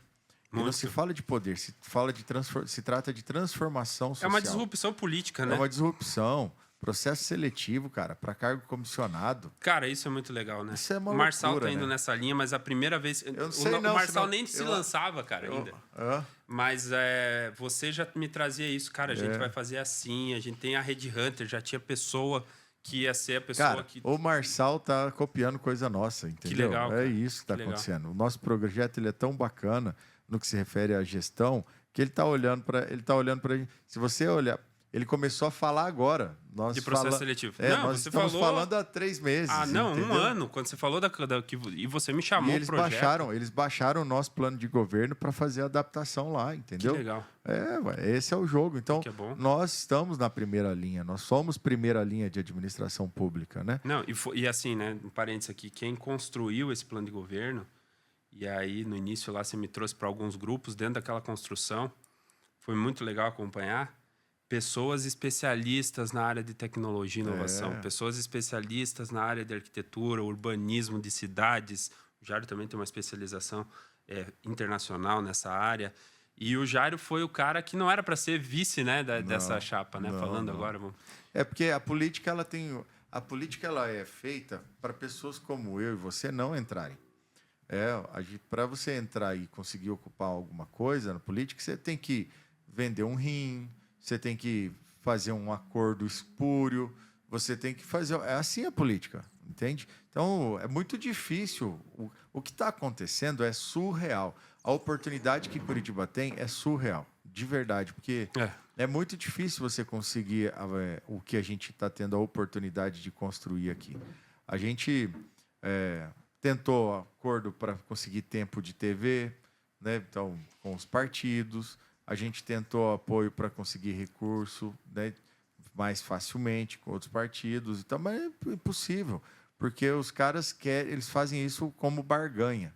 Não, a gente não vai barganhar, porque a gente está lutando para melhorar a sociedade. Você era do Novo, acho que não é problema Era do falar. Partido Novo, saiu, né? Porque não teve apoio dali. Exatamente. O próprio Novo aqui se aliou apoiou ao PSD, né? Nada a ver, entendeu? Né, cara? Que é um PSD Nada a tá ver. com um embrólio político nacional do tamanho de um elefante, né?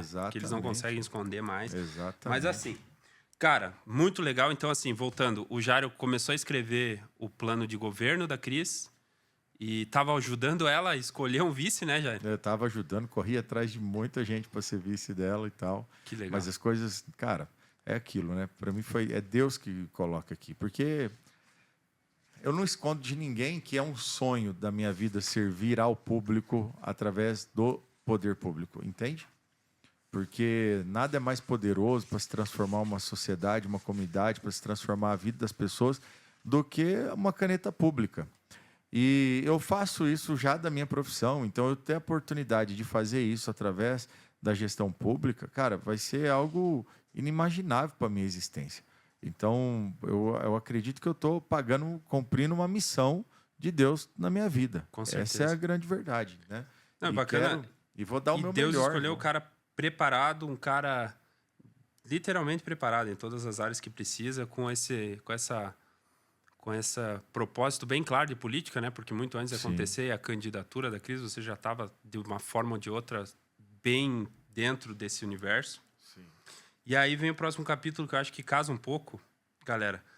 É fé em sua capacidade. Eu acho que isso é muito forte, né? Fé em sua capacidade, fé Isso é a inabalável, terceira, né? Então nós temos aqui desejo, não, segunda. Segundo dos passos, dos 13 passos, o primeiro é desejo, o segundo é fé em sua capacidade. Visualização e crença na concretização do desejo.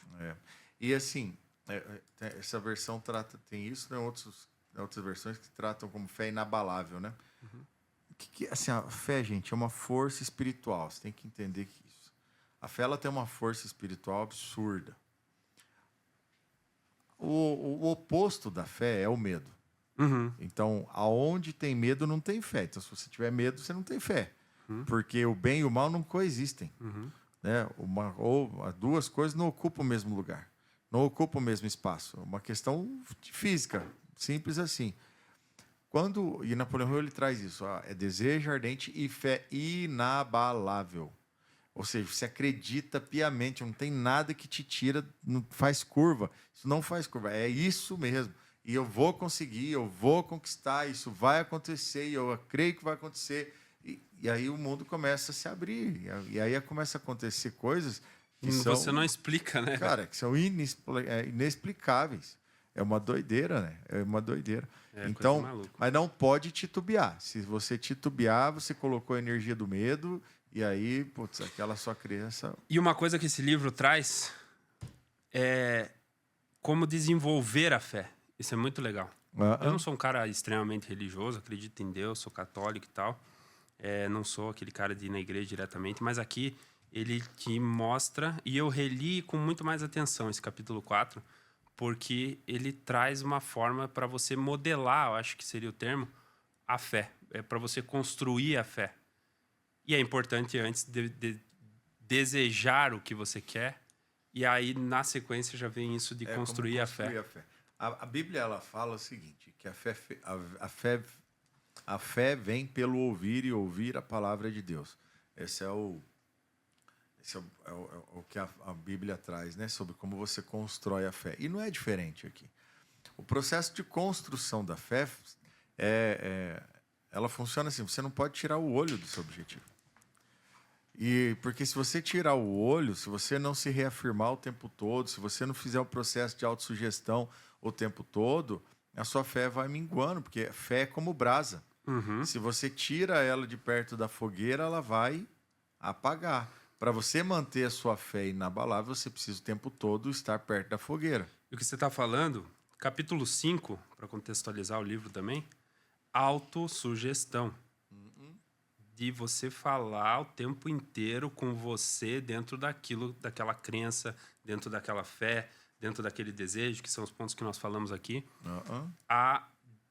Aprender a ser seu conselheiro, eu acho que ele traz uma visão mais ou menos assim. Exatamente. Nesse capítulo, né?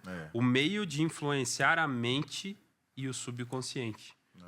O subconsciente é muito forte, né, velho? A gente às vezes imagina, sonha um negócio, quando vê, pum, dá com aquilo. Cacete, aconteceu, velho. Cheguei aqui. E o subconsciente, assim, porque o subconsciente, segundo Napoleão Hill, ele é o órgão, vou chamar assim, né, de órgão, o instituto, que se conecta com Deus. Então, o que acontece na tua vida, a inteligência, que eles chamam de inteligência infinita, que é Deus, ela é quem acaba construindo, acaba entregando para você. E quando você coloca medo no seu subconsciente, aquilo lá também vai acontecer. O medo está aqui mais para frente. Jó, na Bíblia, já traz um grande exemplo, né? Ele tem uma fala que ele diz assim, o que eu mais temia me sobreveio. Então, aquilo que você mais teme vai te acontecer. Não adianta, porque o medo é uma força. Quanto mais medo você tiver, mais coisa ruim vai acontecer com você. Porque o medo é uma força da natureza. Então, uma das coisas, e aqui abrindo aqui, né? Uma das coisas que eu tinha medo da política era da exposição. Afinal de contas, eu não vendo um produto, eu não sou um vendedor de copo, eu não sou um vendedor de... Que aí eu não preciso ter reputação para vender. Eu sou um advogado, eu sou um treinador de pessoas, eu sou um consultor empresarial, é isso que eu faço da minha vida. Então, eu como todo mundo, como todo empresário, tem desafios, né? Tem desafios para conduzir. E aí, quando fala assim, não, você vai ficar exposto, todo mundo vai saber até a cor das suas cuecas, quantas vezes vai no banheiro, aquela coisa. Poxa, aumenta o volume. Mas, e aí, aquilo que eu mais temia me sobreveio, e aí o que eu faço? Como é que eu enfrento aquilo?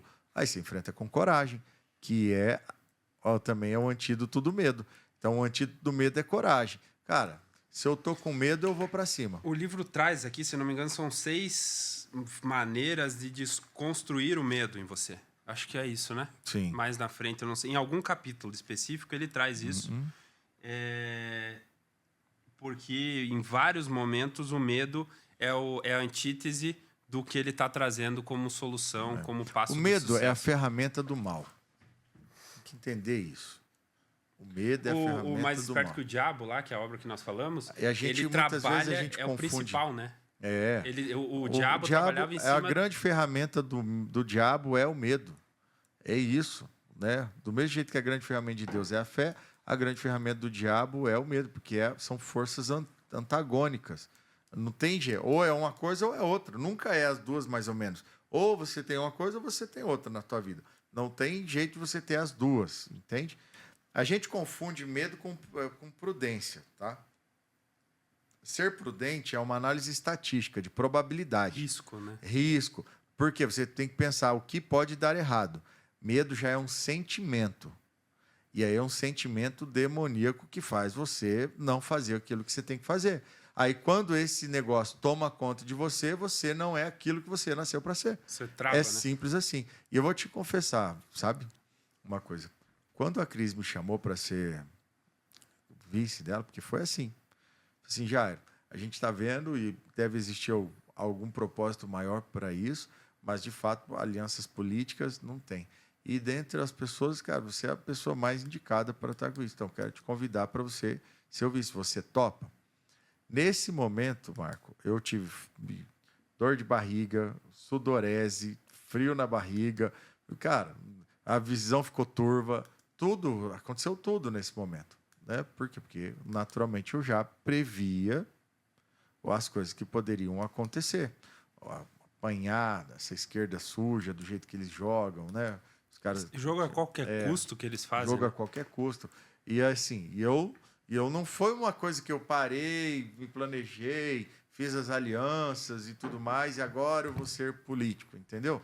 Né? Foi uma coisa que aconteceu, e para mim Deus foi lá e colocou isso aí. E aí, nesse momento, o que eu estava sentindo? Medo. Nesse momento eu estava com muito medo, cara. Só que nessa hora que veio o medo, foi uma coisa muito legal que me aconteceu. Porque na hora que veio o medo, eu falei, cara, eu tô com muito medo. Eu tive a percepção e o entendimento do sentimento. E na hora que eu percebi que eu estava com medo, eu falei, cara, o diabo quer que eu fale não. Ele quer me dominar agora. Mas daí eu falei, aqui não, pico-pico. E eu mesmo me cagando de medo, eu peguei e falei assim, vou para esse jogo aí. Pode contar comigo, que legal, entendeu? Que legal. Foi uma grande experiência, assim, foi um desafio, cara, mas foi... Foi um truco que você foi 12 na hora. Foi 12 na hora, assim. Eu não pensei, eu respondi na hora, não teve essa não, entendeu? Porque Napoleão Hill disse que uma das características das pessoas de sucesso na vida é a capacidade de decidir rapidamente. Decidir rápido, ele traz isso. Isso é fundamental. Na sequência aqui, muito legal. Acho que isso de autossugestão, conhecimento especializado, experiências pessoais ou observações. Isso é fundamental. Ele traz uma maneira aqui, que se eu pudesse resumir esse capítulo, seria em... Ele traz... Vamos lá, todo mundo faz uma faculdade, né? 50 mil fazem faculdade de marketing, pessoas. Aqui em Curitiba, na Universidade Católica, ali, 40 mil alunos, cada 10 anos deve formar. Todo mundo tem a mesma doutrina, né? O mesmo, como que chama? Ementa e tal. Mas na faculdade não forma ninguém especialista, eu acho, né? O MBA, até o MBA, né? A gente tava em... Mas acho que a gente precisa ampliar um pouquinho mais sobre o conhecimento especializado, sabe? Quando a gente está falando assim, sobre a perspectiva de resultado, ele fala assim, ó, tem alguma coisa no mundo que você precisa saber fazer bem, entendeu? Então, tem algo que você precisa saber mais do que a grande maioria das pessoas.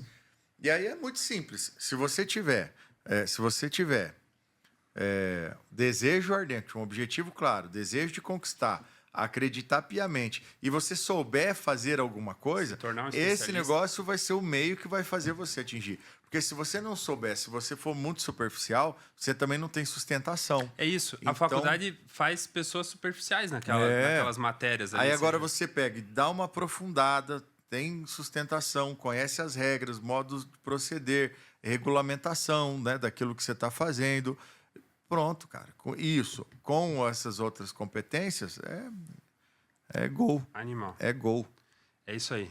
Conhecimento especializado é o que faz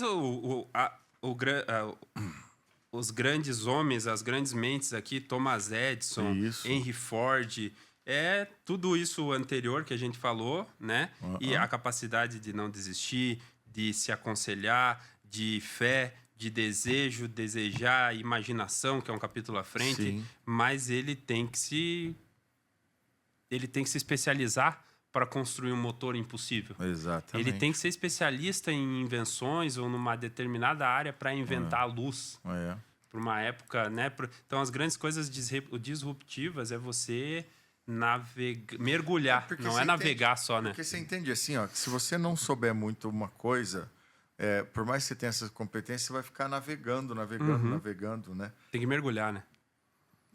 Mas aí você pode perguntar assim, ó, cara, mas tem um monte de cara que não tem estudo e é multimilionário, é bilionário. Não, 30% dos bilionários do mundo. Mas alguma coisa ele sabe fazer muito bem feita. Ele domina alguma área. Outro dia eu conheci um empresário muito bem sucedido. Cara, da área dele, ele domina demais. E ele é um prático. Ele trabalha naquilo desde os 10 anos. Então ele sabe tudo daquela área. Estacionando navio, prático. Não. Achei que fosse a profissão. Entendi. Não, ele é um prático, né? O conhecimento empírico, o campo empírico do conhecimento. Ele teve um conhecimento empírico ali, né? Ao longo daquele processo dele ali. Mas ele sabe tudo daquilo ali, entendeu? Mas ele não tem um curso no universitário. Então, a gente tem que tomar cuidado com o curso universitário, porque a gente tem que entender que a nossa matriz educacional hoje, ela está construída por uma matriz profissional que não existe mais, né? Então, essa galera que nasceu ali na década de 50, 60, 70, 80, vou colocar essas 4 décadas aí, essa turma, elas estavam exatamente nascendo no momento da expansão do processo industrial, né? Da industrialização do mundo, da mudança dos meios de produção, literalmente, né? Da economia se assentando, da gente tendo segmentações, né, pelo mundo afora. Essa área do mundo fornece tal coisa, essa área do mundo produz, essa área do mundo manufatura, e assim foi sucessivamente. Essa turma, o que eles precisavam? Entender o que aquela região deles produziam, o que eles entregavam de valor. Aí você pegava um fragmento daquele segmento que tinha uma necessidade profissional e ia estudar aquela necessidade profissional. Agora, mudou o jogo. Mudou tudo, entendeu? Você tem automação, então você não precisa mais de pessoas, né? Você tem inteligência artificial, você tem... Cara, robô, é tudo muito desafiante. E nos próximos 10 anos vai ser ainda mais desafiante. Outro dia eu estava fazendo uma análise com o que a gente tem de ferramentas de automação hoje, só para gestão e tocar escritório de advocacia. Teve um momento que eu tive mais de 20 pessoas trabalhando no meu escritório de advocacia. Eu conseguiria fazer até mais do que essa turma fazia, né, em termos de produtividade, hoje com 4 pessoas. Então, a gente está falando aí de 20%, de uma redução, então, uma necessidade de 20%, né, do que se tinha. Então, redução de 80%. Redução de 80%. Pareto na veia mesmo. Pareto na veia. Então, por quê? Por causa das ferramentas de automação e inteligência artificial que se tem hoje. E aí, o que acontece com esses outros 16? Né? Vai fazer o quê? Entendeu? Então... O que você falou, trouxe o dado ali, mas você continuou falando, 33%, vamos arredondar, 30% dos bilionários do mundo não tem formação acadêmica. Mas são extremamente... Eu fui pesquisar isso lendo, porque foi agora, relendo, na verdade. O Elon Musk não tem formação acadêmica. O Elon Musk, a biografia dele, eu tô lendo, é um negócio assim. A minha mulher já leu 100%, cara. Sério? Eu não consegui, eu tô nos 30%. Mas foi quando eu voltei. Cara, mas quando eu tava falando aqui de conhecimento específico, quanto dos bilionários, agora nessa releitura para nossa conversa. Sim. Dos bilionários, né? Do mundo, os maiores, tem formação acadêmica. Eu achei rapidinho. Mas olha só, 30% deles Olavo de Carvalho, maior filósofo, né, do contemporâneo Brasil, nosso. Contemporâneo, cara, meu Deus, fora da curva. Ele não tem formação acadêmica. E ele fala assim, é claro que eu não fiz faculdade para quê? Para eu emburrecer? Né? Ele diz que... Porque a faculdade te coloca numa caixinha. Tá. Dá ementa, né? Naquela ementa. Uma vez um professor de sociologia, ele pegou e me falou uma coisa interessante. Ele pegou e falou assim, o Lula jamais seria o que ele se tornou, não estou falando do bandido, né? Mas do presidente, né?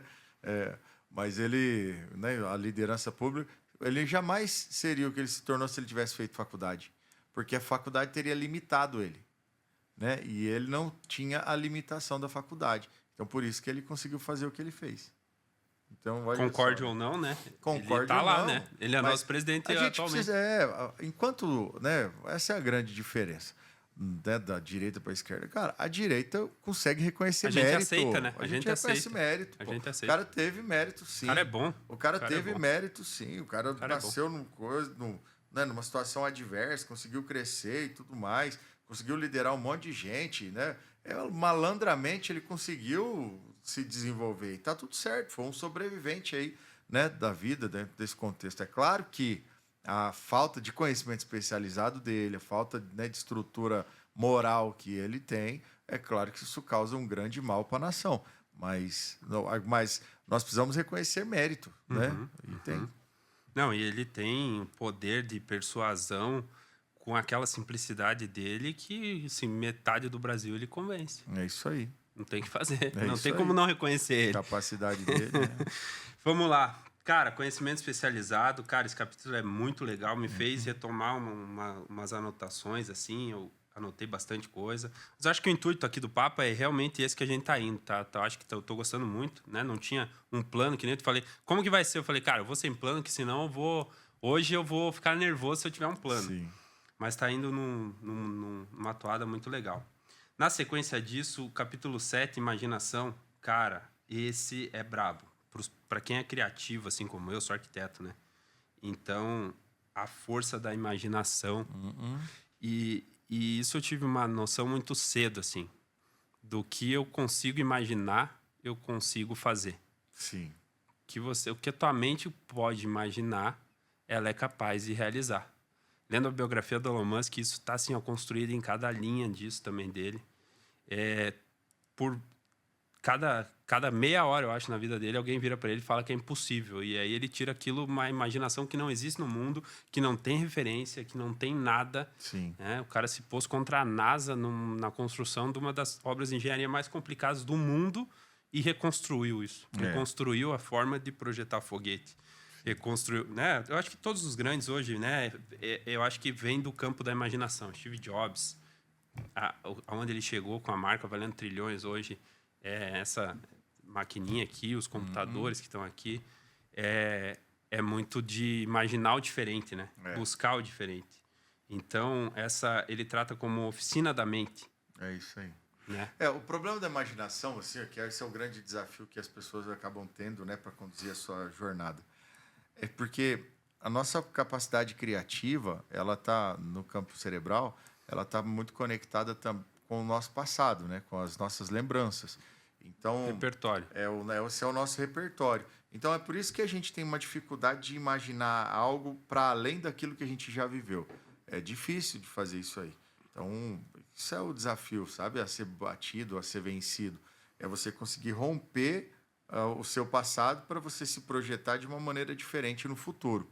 Então, quando eu falo assim, a pessoa ganha 10 mil por mês, 5 mil por mês, para trazer para uma realidade mais próxima, ganha 5 mil por mês. Cara, quanto você vai estar ganhando daqui 2 anos? Ela vai falar no máximo, assim, estourando 10 mil. O dobro. Por quê? Porque ela vai ter o parâmetro, esse é o parâmetro que ela tem. Ela jamais vai falar assim. Se a pessoa falar mais do que isso, vai impactar o objetivo dela. Porque se ela falar muito mais do que isso, como ela nunca vivenciou aquilo ali, o próprio cérebro dela já vai dizer, cara, isso é mentira. Vai sabotar ela. Você já vai se sabotar, entendeu? Então, você começa a construir de um jeito diferente o processo imaginativo. Agora, se você coloca isso e vai... É a questão da fé. Você vai se alimentando disso, se alimentando disso, se alimentando disso. Sua imaginação fica mais fluida, né? Tem maior capacidade. Junta tudo isso com a fé, com um conhecimento específico, aí o cara começa a aumentar e ampliar o campo da ambição. É isso aí. Eu acho que tá muito bem construída essa sequência do Napoleão Hill aqui. Não à toa esse livro é tão vendido. Porque, cara, é muito bom esse livro. É muito bom esse livro. Foi escolhido a dedo, assim, para ser essa primeira obra, porque ela impacta em vários campos da vida aí. Né? Na sequência vem planejamento organizado. E aí eu lembro desse capítulo, me coloco no lugar bem quando a gente começou a MBA em planejamento estratégico e econômico para negócios. Acho que era esse. Planejamento estratégico, nosso MBA lá, né? E, cara, era na fase de momento que eu tava assim, com desejo, eu tinha fé no meu potencial. Eu não tinha esse conhecimento técnico aqui, eu não tinha lido essa obra ainda. Mas eu tava me especializando num campo totalmente adverso do que o da minha formação e vivendo aquilo dia a dia, empiricamente, prático. Você acompanhou bem de perto. E eu precisava organizar, me planejar. Eu falei, cara, quando eu olhei a ementa, eu falei, é isso que eu preciso ver. Preciso organizar em todas essas matérias aqui desse curso, literalmente. Sim. E aí também não adianta você ter fé, desejo e não se organizar, buscar ferramentas e planejar etapa por etapa para chegar no objetivo, né? Sim. Eu acho que é bacana isso. Domínio da procrastinação, capítulo 9. Sim. Ele traz a decisão como o nome do capítulo. É porque o que é procrastinar, né? Cara, procrastinar nada mais é do que você correr do que você tem que fazer de fato. Tem muita gente que é tarefeiro, mas gosta de fazer tarefas pequenas. Só as fáceis. Só as fáceis. E assim, ele passa o dia inteiro ocupado, mas não fez nada. Entende? Aquela que mexe o ponteiro, ele nunca faz. Ele não mexe. E que é por quê? difícil. Porque envolve a tomada de decisão, sabe? Envolve dispêndio de energia. E lembra que a gente é programado para economizar energia? Então, é isso que a gente briga. Essa é a treta que a gente acaba tendo. Precisamos economizar energia. Então, por isso que a gente procrastina. Porque nós queremos economizar energia. Na hora que você tem que parar para fazer o que tem que ser feito, tomar decisão, você tem aí você vai consumir energia cerebral. E é o que mais consome energia no nosso corpo. Sem dúvida, sem dúvida. Tem que começar pelas tarefas mais difíceis o dia já. Tem que começar resolvendo o maior problema. Depois, aquilo que já era fácil, às vezes você vê que nem precisa ser pensado. Essa é uma dica para aumento de produtividade. Exatamente, exatamente. Tem que começar pelo mais difícil. Segunda-feira de manhã, abre a agenda e resolve a parada mais difícil que tem que fazer, né? É isso aí. A gente tem lá no Millions, a oportunidade de organizar a semana com um mastermind junto, né? Cara, nosso caderninho sai, já vou... É muito legal, já né? sai de lá, segunda-feira de tarde a gente já resolve até quinta-feira da semana. A evolução que a gente tem, assim, ela é fora da curva, né? Não, muito legal, muito legal. Né? Se colocar lá toda semana é muito bacana. Capítulo 10 fala sobre persistência, a gente falou muito no paralelo de várias outras coisas que a gente trouxe aqui, você divagou um pouco sobre, trouxe algumas questões bem mais que preenchem assim esse campo. O esforço contínuo necessário para induzir a fé, foi justamente na fé que você trouxe a persistência. Então, e o poder do Mastermind, né? O poder disso do nosso Mastermind Millions lá, poder da que você falou, ali enquanto diretor da Fundação Napoleon Hill, do Instituto Mastermind, o poder que você vê lá, tua sobrinha, né? Se projetando como uma frente política dentro da academia já, junto com o namorado dela, presidente do DCE. Eu diria assim, o grande poder do Mastermind é a sua capacidade magnética. Cara, quando você consegue fundir várias mentes, assim, ó, é uma doideira, assim, a coisa acontece, o fluxo rola, né? É uma doideira, assim. Então, esse é o grande poder do Mastermind. E a minha mente, ela tem um limite, né? Ele fala aqui, a nossa mente tem um limite que até onde ela pode chegar, dentro daquilo que nós vinha falando, repertório, fé, objetivo, tal e tal e tal.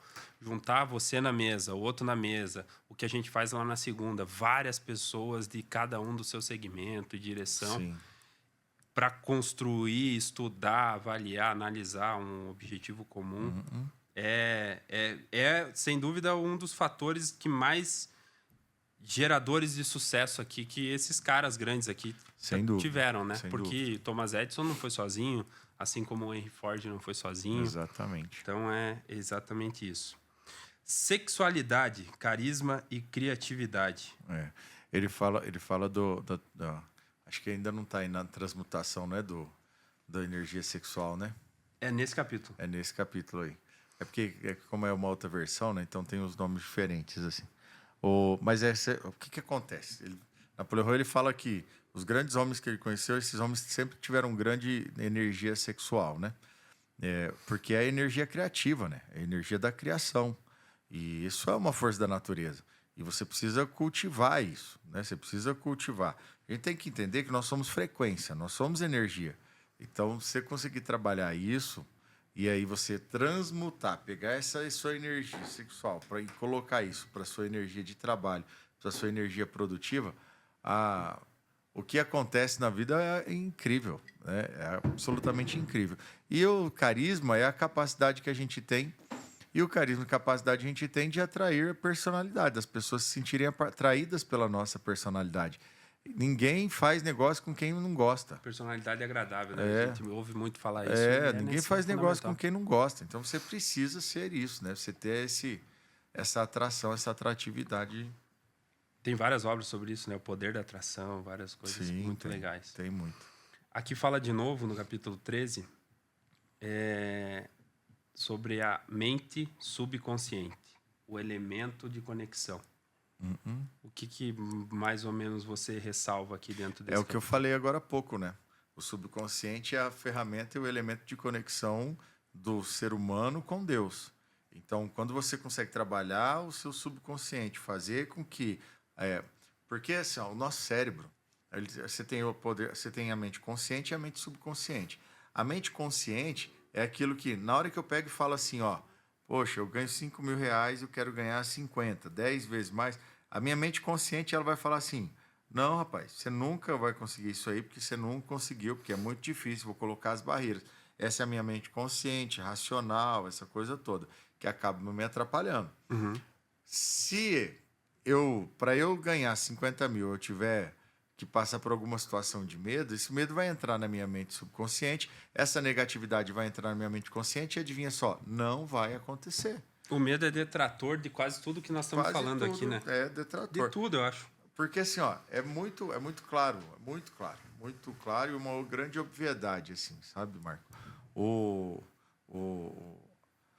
subconsciente é onde a gente consegue produzir a energia necessária que se conecta com Deus, que faz as coisas acontecerem. É isso. Essa é a verdade. E de alguma forma, isso que eu estou vivendo já estava plantado no meu subconsciente. Entende? Você vem plantando já isso. De fora eu consegui já ver isso. Verificar isso, né? Você chegou num processo natural, te falei isso lá, né? Era meio que natural isso, né, Jair? Você tem noção disso e tem essa percepção também. Cara, aqui é um ponto legal. O sexto sentido é uma coisa que eu já senti vários caminhos, assim, cara. Vou sair da arquitetura, vou para uma área totalmente nova, um desafio, vou encarar esse desafio, senti que eu tinha que ir para esse caminho. De alguma forma. Né? De alguma forma. O que foi mais legal, assim, vou trazer uma pergunta aqui. Qual foi teu sexto sentido mais valioso até hoje, assim? Teve um forte. Uma vez eu estava... Você vê que interessante, né? Eu além de ler, eu sou bastante versado em Napoleão Hill, porque eu trabalho com isso há quase 10 anos, né? Daqui a pouco vai para 10 anos que eu estou nessa trilha aí com Napoleão Hill. E uma vez eu estava viajando para Cascavel, Curitiba a Cascavel, você vai pela 277, tem uma serra ali, né? Você tinha um escritório de advocacia nessa época lá? Eu tinha um escritório lá também. E aí, estava indo para lá e a gente estava à noite voltando. Lembro que Tati e os meninos estavam comigo. E eu lembro que eu estou trazendo um exemplo de... Porque para mim foi muito forte, né? Eu posso trazer 200 casos de negócios, assim, mas esse dia foi muito diferente. Assim, porque foi um sexto sentido, né? Foi essa intuição. E espiritualmente falando, né? A gente diz que é o Espírito Santo falando também, né? Sabe, quando você tem esse olhar atento. E aí eu estava dirigindo, era umas 2 da manhã, sei lá, 1 da manhã, na Serra de Prudentópolis para Guarapuava. E aí ela era tinha uma faixa dupla subindo a serra, e aí eu estava na faixa do meio. E tá tranquilo, eu gosto de viajar, sempre gosto de viajar pela faixa do meio, quando tem dupla, porque eu acho mais seguro, né? Questão de direção defensivas.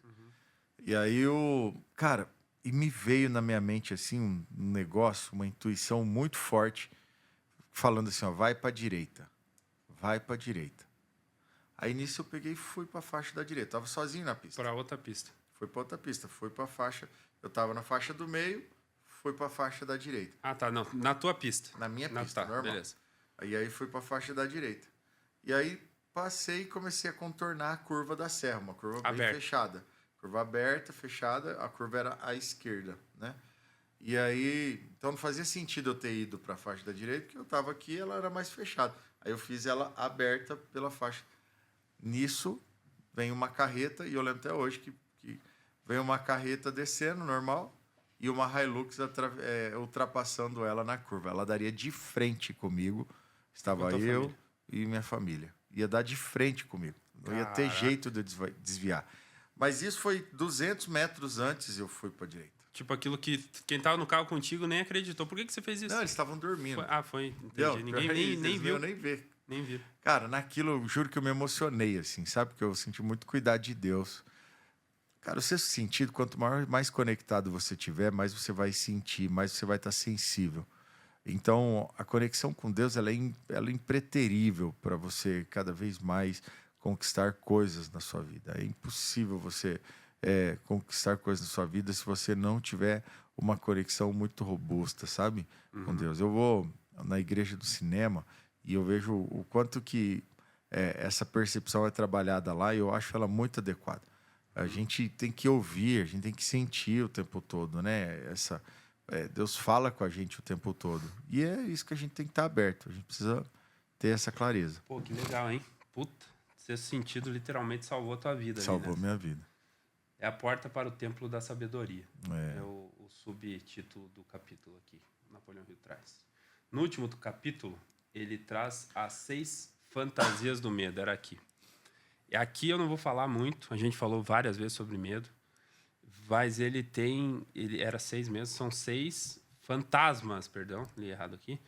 Os 6 fantasmas do medo. Ele demonstra de uma maneira muito fácil, muito didático, e escreve sobre cada um e como você escapar dele, e por quê, e qual o momento que ele aparece. Os 6 medos básicos que Napoleão Hill descobre, né, que são os medos que acabam assolando, né? Isso é tranquilo, porque está em todas as obras dele. A gente tem o medo da morte, o medo da doença, o medo da velhice, o medo de perder o amor de alguém, o medo da pobreza e o medo da crítica, né? Então, esses medos são muito doloridos. Isso faz com que você não viva seu propósito, que você não seja uma pessoa mais robusta, que você não consiga atingir seus objetivos, porque esse medo te afunila. Se eu deixasse o medo, não é que eu não tenha, mas se eu deixasse o medo da crítica me dominar, eu não ia para a vida pública, né? Então a gente precisa... Ele te limitaria aí, você não estaria aí agora na campanha. É isso aí. Legal. Galera, esse livro é muito bom mesmo. Eu comprei de ti esse livro, você lembra? Não lembro. Primeira vez que eu fui lá no teu escritório. Poxa. Comprei lá, falei, pô, me vende isso aqui. Aí você, não sei se você me cobrou, acho que nem me cobrou na época. Você falou, não, pega aí e tal. E, cara, vale muito a pena esse livro. Acho que vocês, com o nosso papo aqui, trouxe um paralelo da reflexão que ele traz. E vamos falar desse aqui, então, né, cara? Coloca aqui esse livro aqui que o Jair escreveu. Você tem que chegar mais perto do microfone. Esse livro aqui que o Jair escreveu é colaborativo com várias pessoas são incríveis. Professores aí, né, foi pela Epic, editora Epic, que é de um amigo nosso, Ciro, faz Mastermind Millions lá com a gente. E conta um pouco dele, cara. Esse aqui também foi o primeiro... Cara, esse aqui eu comprei de você. Foi o primeiro livro que você vendeu dele também. Olha só, tá vendo? Cara, esse livro foi muito legal, foi uma belíssima experiência. Eu me senti muito lisonjeado de participar desse grupo de pessoas aqui que escreveram esse livro. Esse livro, basicamente, são professores de educação corporativa que se juntaram e cada um escreveu a síntese daquilo que entende como mais importante. Então, é um livro muito valioso. Cada capítulo desse livro é uma grande lição, assim, né, que ele acaba trazendo. Aqui eu falo, né, aqui eu trago nesse livro aqui, eu falo do capítulo Você não é um fim em si mesmo, né? É o título do meu capítulo. Você não é um fim em si mesmo. E que eu falo sobre isso, né? Falei assim, poxa, não adianta a gente ser só bom pra gente se a gente não melhorar a sociedade, né? E porque você não vai nem conseguir desfrutar, né? Acho que não tem jeito da pessoa ser plenamente feliz, plenamente satisfeita, né? Numa sociedade que tá uma porcaria. A gente aqui em Curitiba, poxa, é sofrível você chegar e ver a quantidade de pessoas que estão na rua, né? A quantidade de pessoas que tem aí de moradores de rua. Poxa, a gente tem aí muita gente em zonas periféricas, né, que estão péssimas e tudo mais. Então é isso aqui, ó, gente. Então se pegar, ó, tá lá na página 235, tá lá, tá para ver? Ali, acho que é aqui. Ali, ó. 235 Quick Wins. Quick Wins, para quem não sabe, tá, é um conceito que é o seguinte, são pequenas transformações que geram grandes resultados. Esse é o Quick Wins. Então, são as pequenas transformações que nós queremos gerar na tua vida para que você tenha mais e melhores resultados, né? E aí você traz uma maneira prática, exemplificando alguma parte da tua vida. E tudo mais. Eu trago um exemplo pesado aí até, rapaz. Isso aí. Então, trouxe uma situação aí de ordem pessoal aí, bem interessante. Vamos deixar a galera ler, eu também não li ainda. Vamos ler aqui. Mas vale a pena. Legal. Dois grandes livros. O dono desse...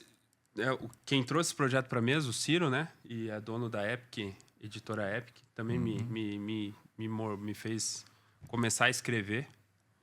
E a Epic está aí com um propósito bem legal também de trazer, de facilitar a vida, né? Para as pessoas publicarem, escreverem.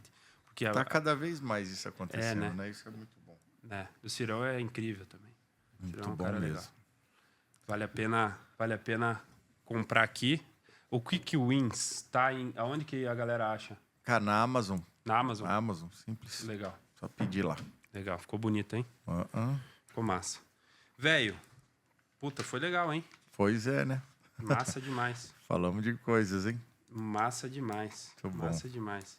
Fiquei feliz. Me diga uma coisa. Qual o livro que mais mudou tua vida?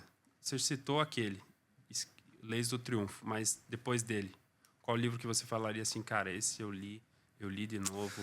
Tem um livro que não é simples de ler, assim, porque ele é um livro... Eu vou dizer assim, não foi exatamente o livro que eu mais gostei, mas quando você faz essa pergunta, ele me trouxe uma consciência que mudou muito a minha vida, assim. Tem muitos, né? Muitos livros, assim mesmo, que são muito bons. Mas esse foi o livro que, na hora que você falou, foi o primeiro que veio na minha mente, então eu acho que eu tenho que falar dele, assim. Mas é um livro difícil de ler, porque é um livro escrito por um cientista físico, que chama O Andar do Bêbado, esse livro. Nunca ouvi falar. Ele não é muito famoso. Mas ele foi um livro que fez um sentido brabo, assim, para mim, porque ele traz basicamente alguns conceitos sobre física, né, estritamente sobre física, mas ele vai falar da aleatoriedade, né, e da força da aleatoriedade na nossa vida. O que é a aleatoriedade? São aqueles eventos que acontecem na sua vida que você não estava esperando, como, por exemplo, ser convidado para ser candidato a vice-prefeito. E a força transformacional que os eventos aleatórios eles acabam causando na nossa jornada. E quando você tem consciência que a aleatoriedade ela vai acontecer e ela vai rolar, ela fica... Cara, a tua vida fica ainda mais intencional, fica mais divertido viver. Então, esse foi um livro muito legal. Que massa. Vou anotar aqui e vamos buscar essa obra. A ideia do podcast aqui, Obra Prima, né? É um canal dentro da Solos Podcast aí para trazer esse tipo de conversa aqui, de diálogo com um especialista, né? Porque, por exemplo, eu acho que provavelmente na segunda agora nós vamos falar de uma outra área que eu estudo, que eu leio, que eu sou curioso, mas eu não sou especialista. Então, naturalmente, vou estar aqui com alguém, assim como você, falando sobre isso e trazendo percepções e engajar. É uma forma que eu me coloquei também, porque isso é importante falar. Eu tive uma época da minha vida que eu lia bastante.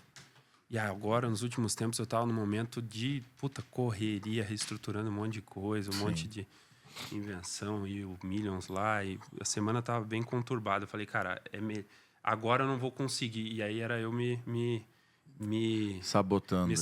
Eu falei, cara, não, é aí que eu tenho que ir, porque daí eu vou me obrigar a reler ou a ler obras novas, a ler obras que eu estou na prateleira ali para ler. E eu acho que vai ser um exercício de disciplina que eu me impus. E aí é legal demais, porque daí nós vamos estar falando sobre uma grande obra, sempre referenciada na mesa, muitas vezes com os amigos aqui, então torna tudo mais fácil, mais tranquilo. Foi muito legal. Muito, muito legal o papo hoje. Que bom. Obrigadão, velho. Que bom. Obrigado. Tamo junto. Foi uma honra. Muito bacana. Show. Honra mesmo inaugurar aí o primeiro podcast aí com um amigo, com um irmão, E vai ser um sucesso esse podcast, tenho certeza. Vamos falar mais de Napoleão Hill aqui, então. Vamos. Nessa. Eu não li... Eu não Obra-prima Solos. Tem muitos bons livros de Napoleão Hill. Aqui você pode trazer Ai, tava mais perto que o Diabo. Você pode... O outro livro dele que é fabuloso, né? Uma obra-prima que é... Atitude Mental Positiva. Esse livro é muito bom. Outro livro maravilhoso. Você pode realizar seus próprios milagres. Tem uma série de livros muito bons. Bacana. Assim. Vamos lá. Vou te chamar então de novo. Então. Vamos nessa. Vou pegar outro para ler e vamos... Obrigado, Show viu? de bola. Espero que a galera tenha gostado, né? Eu acho que sim. Ficou legal o conteúdo para primeiro aí, embora nunca tenha feito isso. Funcionou, ficou legal. Eu gostei de fazer. Não sei o resultado final, né? A gente nunca analisa depois de feito, mas eu gostei. Tá? Foi bacana. Daqui uns 20, 30 dias eu lanço mais um. Show. Obrigado, valeu. Esse foi o Obra-Prima, Solos Podcast. E a gente vai lançando mais coisas nesse sentido. Obrigado, Jairo. Sigam o Jairo lá, acompanhem lá. Jairo Filho BR. Vamos lá. Exatamente. Um abraço a todos.